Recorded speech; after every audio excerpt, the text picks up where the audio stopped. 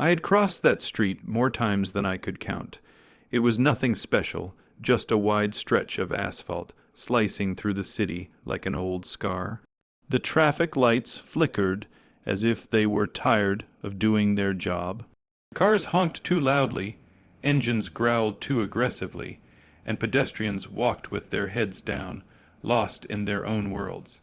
It was ordinary, predictable, safe, or so I thought. That afternoon my mind was somewhere else. I was thinking about how life had quietly become smaller. How dreams I once carried so fiercely now felt heavy, like things I was dragging instead of chasing. I was thinking about trust, how easily it breaks, how slowly it heals. I didn't notice the streetlight change. I didn't hear the engine revving in the distance. I stepped forward, and then someone grabbed my arm. Hard, the sudden force yanked me backward, my shoe scraping against the curb as my balance shattered. My heart jumped into my throat. Stop. The voice wasn't loud, but it cut through everything sharp, urgent, terrified. Before I could shout, before I could even understand what was happening, the world exploded into noise. A truck tore through the intersection. Not fast asterisk asterisk, unnaturally fast asterisk asterisk. It was a blur of metal and fury, screaming past the exact spot where I had been standing less than a second ago. The air snapped against my skin. My coat whipped violently around me. The ground seemed to tremble as the truck vanished down the street, leaving behind silence so heavy it rang in my ears. I couldn't breathe. My knees buckled, and if the stranger hadn't been holding me, I would have collapsed right there. People screamed. Someone shouted. A car slammed on its brakes, but all I could hear was my heartbeat, loud, frantic, alive. I turned on the person who had grabbed me, shock and fear spilling out as anger. "What is wrong with you? You could have hurt me." They still hadn't let go. Their hand trembled slightly on my arm, not with weakness, but with something deeper. Their eyes weren't on me. They were locked on the road, watching the empty space where death had just passed. It was a trap, they said. The words didn't make sense. I yanked my arm free. A trap? What are you talking about? That was just a truck. No, they replied quietly. It wasn't. I stared at them now, really looked at them. They were about my age, maybe a little older. Their clothes were plain, almost forgettable, but their face, there was something unsettling about it. Not danger, not madness. Recognition hovered just out of reach, like a memory I refused to touch. My voice shook. "Who are you? How did you know that was going to happen?" They finally looked at me, and when they did, everything inside me went still. Those eyes, I had seen them before, filled with warmth once, with laughter, with promises whispered late at night. Now they carried something heavier, guilt, pain, relief, like someone who had just watched the worst possible future collapse. Their lips parted as if they were afraid to speak. "Don't you recognize me?" The city faded, the noise dulled. My breath caught painfully in my chest. No, it couldn't be, because the person standing in front of me was someone I had already lost. And somehow they had just saved my life. I took a step back, then another. My mind rejected what my eyes were seeing, scrambling for logic, for reason anything that didn't involve reopening a door I had sealed shut years ago. "That's not possible," I whispered. The stranger flinched, as if the words had struck them physically. Their jaw tightened, and for a moment they looked away toward the street, the buildings, anywhere but me.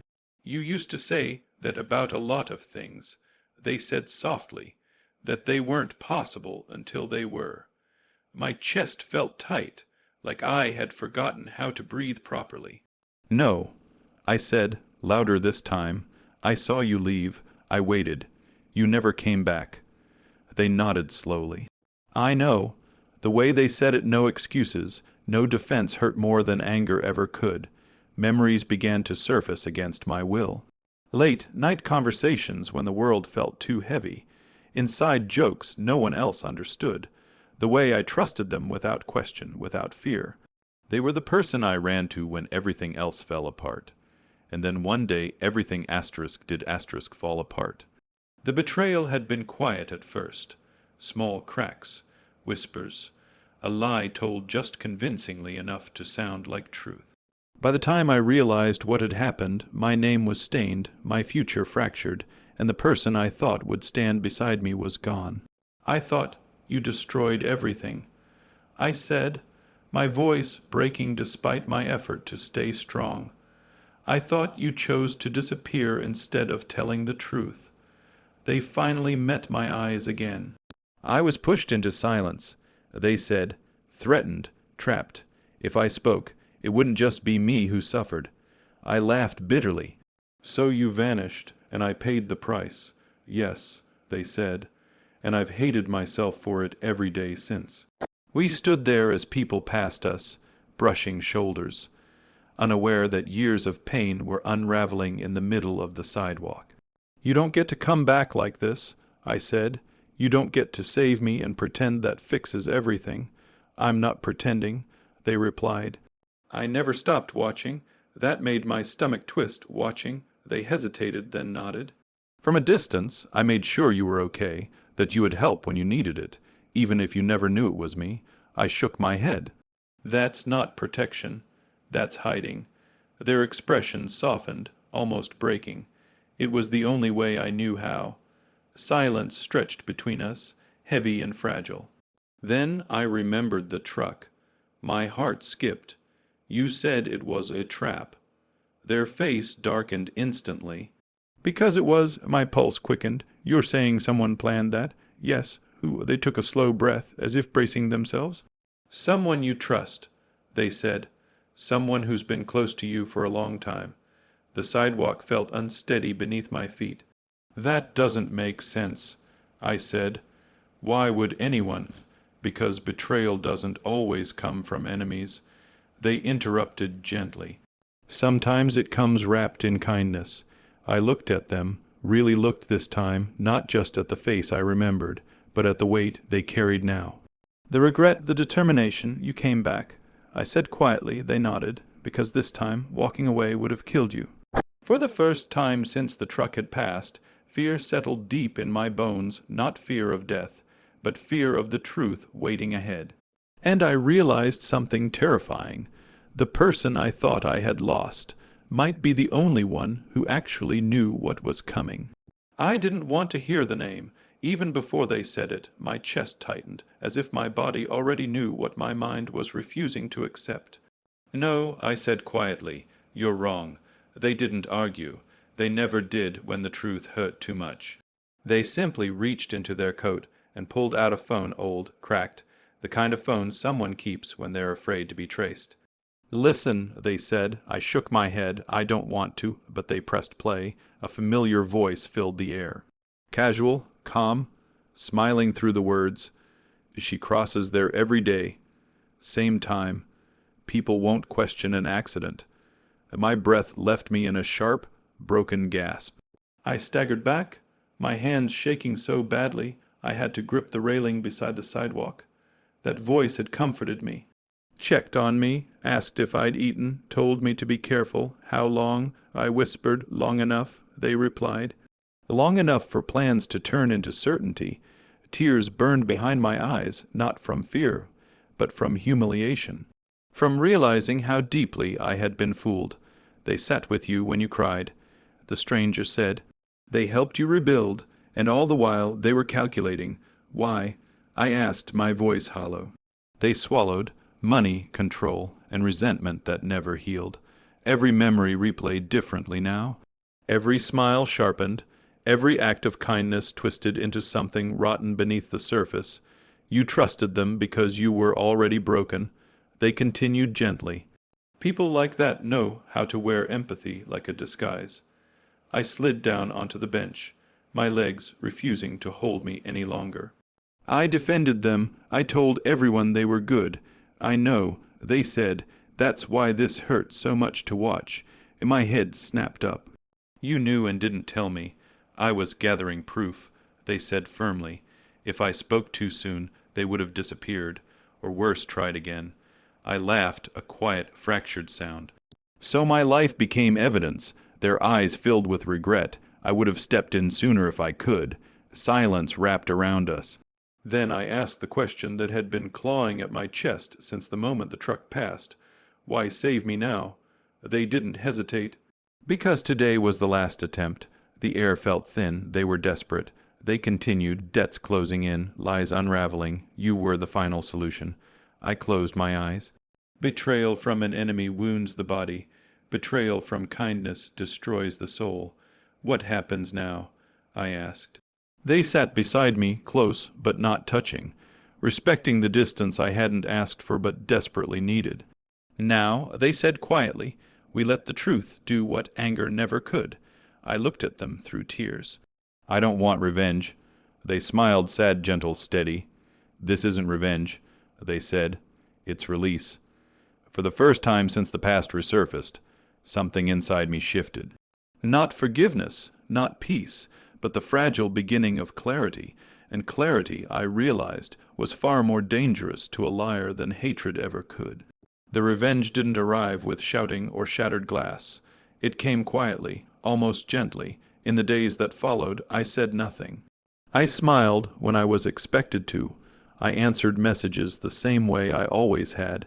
If they noticed anything different about me, they didn't show it. They still believed I was unaware, still small, still trusting, still easy. That was their greatest mistake. Behind the silence, the truth was moving. Documents surfaced, bank transfers that didn't add up, signatures forged just slightly wrong, conversations saved and backed up in more than one place. Timelines aligned like puzzle pieces, finally forced into the right shape. The stranger, no, not a stranger anymore, worked patiently, carefully, never rushing. Truth doesn't need speed, they told me once. It needs precision. I watched from the sidelines as everything unraveled. At first it was subtle, whispers at work, meetings behind closed doors, a sudden change in tone when people spoke to them. Then came the official questions, the frozen accounts, the phone calls that went unanswered. They tried to laugh it off. They tried to act offended. They tried to blame anyone but themselves. But lies collapse inward. They always do. The day it finally ended, I didn't feel triumphant. I felt empty. They stood across the room from me, eyes wide, desperate, finally stripped of the confidence they wore so well. You knew? They asked. I met their gaze calmly. I always trusted you. The words cut deeper than anger ever could. They opened their mouth to explain, to apologize, maybe, but I turned away. Some conversations don't deserve to happen.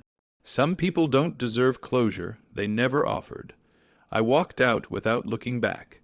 Outside, the air felt lighter. Not because justice had been served, but because the weight of confusion was gone. That evening, I returned to the same street. The same crosswalk. The same traffic light. I stood there as the light turned red. Cars slowing obediently this time. The city humming in its usual rhythm. The stranger stood beside me, hands in their pockets, posture relaxed for the first time since I'd seen them. It's over, I said. They nodded, for them, and for you, I asked. They considered the question. I think so. The light changed. We stepped forward together, then stopped halfway across. Thank you, I said quietly. Not just for saving me, for believing me when I didn't even believe myself. They smiled, not sadly this time. Just softly. You were never weak. You were just kind in a world that mistook kindness for permission. At the other side of the street, they paused. This is where I leave, they said. My chest tightened. Will I see you again? They shook their head gently. You don't need me watching anymore. I nodded, understanding more than I expected. They turned and disappeared into the crowd, just another passerby now. When I crossed that street alone, I felt different, not hardened, not bitter. Healed in a quiet way like a bone that had finally set correctly after years of pain. I had survived betrayal. I had chosen truth over rage, and in doing so, I reclaimed something far more powerful than revenge, my life.